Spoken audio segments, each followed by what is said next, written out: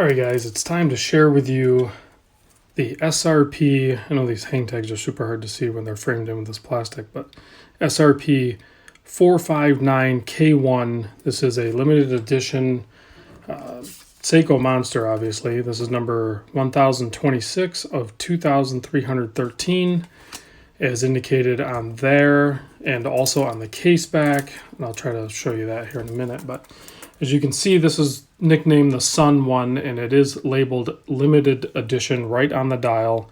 You can see it has some great coloring on this thing. Sapphire crystal with candy bar date magnifier. Black handset with a orange reddish type seconds hand to match the orange on the dial. There's just so many colors. There's so much depth to this watch.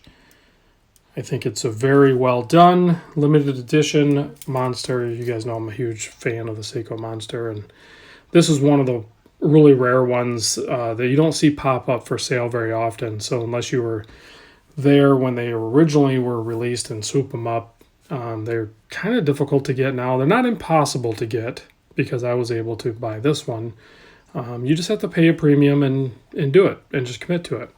I think you're going to find they're trending probably around the $800 mark. Don't hold me to that. And that's, we're September 2019. So they're going to fluctuate up or down, potentially, most likely up. But this one comes on this really nice matching black bracelet. It also comes with a nice box and everything like that. I'm not going to show that, but it also comes with this extra little packaging in the box and this strap, which looks cool, but it's a 22 millimeter, 20 here, so it goes onto the lugs, and then 22 mil non-tapering. Not a great feeling strap. It's genuine leather, but I'm sure it's fairly low grade. But I mean, it looks cool.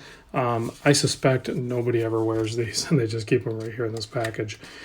And there's a lot of limited edition Seiko models or any other brand out there that people will do that. They may or may not wear the watch. This one obviously has not been worn much. It still has the blue tag on the back, and you can see it does say sapphire crystal limited edition, and then it actually even has the numbering 1026 of 2313. So this thing has not been worn, but maybe somebody wore it around the house a little bit. Actually, I've never even really worn it. I've tried it on, and of course I'll try it on for this video. There it is on my 7 1/4 wrist. Fits great, wears great, standard monster affair. There's a ton of people out there that did wear them. I mean, because there's over 2,000 of these, and it's a watch, and it's really not that expensive of a watch. Sure, it is pricey for most of us, but it's not insane or anything. So if you liked the way this looked and you wanted to buy it and wear it, awesome, do it. There's no problem with that with me. 120 click bezel, just like all other monsters. You have a really nice polished look bezel on this thing with that red inlay, so it really has some wrist presence. So I was just excited to even own this thing for a little bit. And like most of my watches, it may or may not stick around, but I definitely had to have it as a pair. So you have the sun and you have the moon. I think if you're going to own one, you're going to want to own both. That's just my opinion on it. I think they're a killer combination, and they belong together. And quite frankly, Seiko probably could have sold them as a package, as a double pack. So, because I think it's just a yin and yang type thing, sun and moon, all that good stuff. So definitely kind of go together.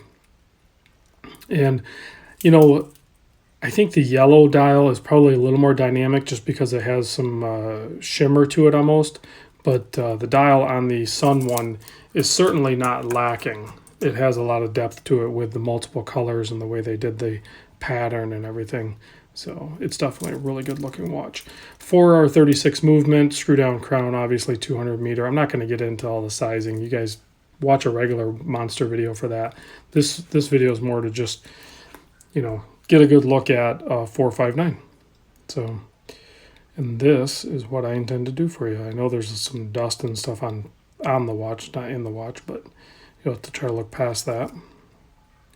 So you can see the case is more of a brushed type look, and then the bezel is definitely shiny.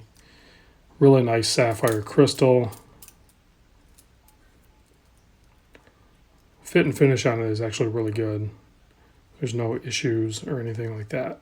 So I don't know if they do better quality control on the limited editions. I suspect not, but maybe they have a separate line for assembly, and they're just maybe a little bit better assembly going on. I don't know if that makes sense, but in my mind, I assume that's something how it happens. So, well, guys, I'm gonna close this one out. You can see it has some really cool artwork and literature and stuff with it, and a really nice box and everything. So I'm gonna give you a Lume shot. Expect nothing but amazing. You're talking about Seiko Lume, and there it is. And here's the moon in the dark. You can't tell the difference. So, all right, guys, thanks for watching, and I will see you on the next video.